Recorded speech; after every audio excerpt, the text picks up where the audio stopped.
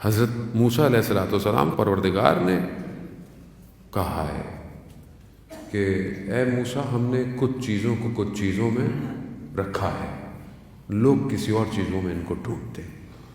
بہت تیزی سے گزروں گا تاکہ بہرحال آپ تک پوری بات کہہ پاؤں۔ پہلی چیز جو حضرت موسیٰ کو پروردگار نے کہی کہ موسیٰ میں نے راحت کو، آسانی کو، آسائش کو آخرت میں رکھا ہے، لوگ دنیا میں ڈھونڈتے ہیں۔ یعنی جو اصل آرام ہے وہ کہاں ہے؟ وہ آخرت میں ہے، جنت میں ہے، بہشت میں ہے۔ لوگ دنیا میں آسانیاں ڈھونڈ رہے ہیں، دنیا میں محنت کر رہے ہیں، مطلب ظاہری طور پر آرام کے لیے، جبکہ دنیا میں محنت کتنی کر لیں گے۔ اگر آپ کے پاس بہت پیسہ بھی آ جائے، مولا متقیان حضرت علی ابن ابی طالب علیہ الصلوۃ والسلام صلی امام فرماتے ہیں کہ اس دنیا پہ انسان کیا کرے، اس دنیا کا، جس دنیا میں انسان اپنی زندگی پیسے کمانے میں، پھر اس پیسوں کو اپنی صحت کو بچانے میں گزار دے۔ ایسی ہے، انسان اگر پیسہ کما لیتا ہے تو مریض ہو جاتا ہے، مریض اگر اپنے آپ کو مریض صحیح کرے گا تو اولاد کی پریشانی، اولاد کی کوئی پریشانی نہیں ہوئی تو مال کی پریشانی، یعنی ہر وقت کسی نہ کسی پریشانی میں لگا ہوا ہے۔ پھر وہ آتا ہے ہمارے پاس کہ مولانا کوئی وظیفہ بتائیں، کچھ بتائیں کہ زندگی سکون کی ہو جائے۔ زندگی اگر ٹھیک ہو جائے، مطلب ظاہراً کوئی پریشانی نہ ہو، تو پھر وہ دنیا نہیں ہے، پھر وہ جنت ہے۔ دنیا میں ابتلاءات، مصیبتیں ہیں۔ خاص طور پہ جوان آج کا بہت پریشان ہوتا ہے، آج کل کا جوان خاص طور پہ اس کو بہت پریشانی ہے، یہ کیسے ہوگا، یہ کیا ہوگا۔ وہ آپ کو اپنی محنت کرنی ہے، فائٹ کرنی ہے، اپنی جد و جہد کرنی ہے، اور اس زندگی کو بہتر گزارنا ہے۔ آسائشیں یہاں نہیں ملنے والی، ویسے بھی جس نے ولایت کو قبول کیا اسے آسائش نہیں ملے گی۔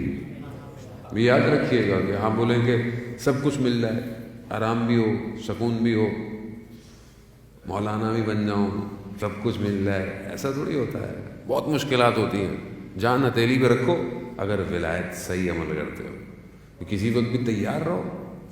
اصل خاصہ ہی اس گھر کا یہ ہے کہ تمہارے بدن کے ٹکڑے ہوں۔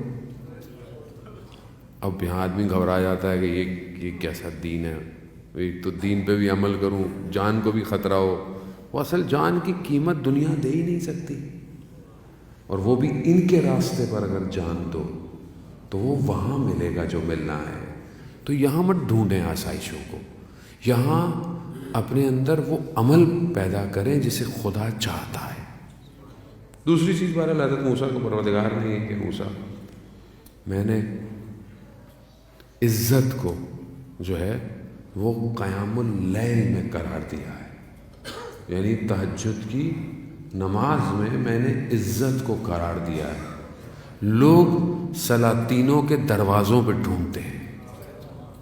اب انسان اگر ظاہری طور پر دیکھے کہ سمجھتا ہے کہ شاید میرے کسی فلانے سے میرے تعلقات ہو جائیں، فلانی جگہ پہنچ جاؤں، شاید مجھے رسپیکٹ ملے، عزت ملے، ایسا نہیں ہے۔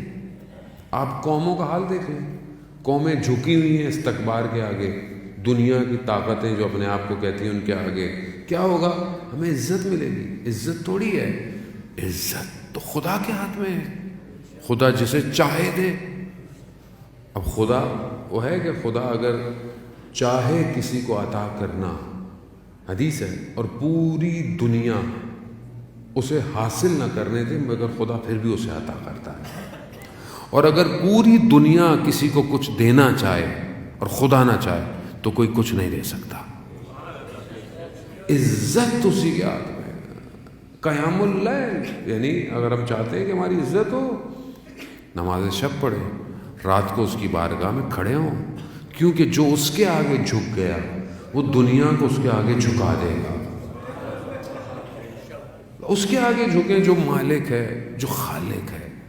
اور ویسے بھی انسان ظاہری ہو سکتا ہے نماز میں ریاکاری ہو جائے، مطلب خدا نہ خواستہ ایسا نہیں ہوگا، لیکن ہوتا ہے کہ بہرحال، لیکن جو رات کو انسان اپنی تنہائی میں، اپنی خلوت میں اٹھتا ہے اور خدا کو سجدے کرتا ہے، وہ یا وہ جانتا ہے یا اس کا بندہ جانتا ہے، یہ بہت ضروری ہے، اور خاص طور پہ جوانوں کے لیے بہت ضروری ہے۔ آج کل کا جوان جو چاہتا ہے کہ میں دنیا میں بھی کامیاب ہوں، میں آخرت میں بھی کامیاب ہوں، اسے چاہیے کہ اپنی جوانی ہی سے نماز شب کی عادت ڈالے، تہجد کی عادت ڈالے۔ کیونکہ بہرحال ہم تو سنتے رہتے یہی تھے کہ بڑے بزرگ تہجد پڑھتے ہیں کیونکہ آپشن کم رہ گیا ہے زندگی میں، تو چلو تہجد ہی پڑھ لیں، لیکن ایسا نہیں ہے۔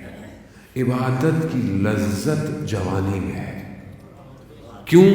کیونکہ اس وقت کئی اور لذتیں موجود ہوتی ہیں، اور اگر آپ ان لذتوں کو ترک کر کر خدا کی بارگاہ میں سجدہ ریز ہوں، اس سے بڑی لذت کوئی نہیں ہے۔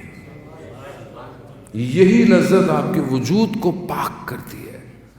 انسان جب عبادت کی طرف بھاگتا ہے، خدا کی طرف بھاگتا ہے، گویا وہ اپنی معاملات کو اس کے حوالے کر رہا ہوتا ہے۔ جب آپ کا معاملہ اس کے حوالے ہو گیا تو پھر زندگی آپ کا کچھ نہیں کر سکتی۔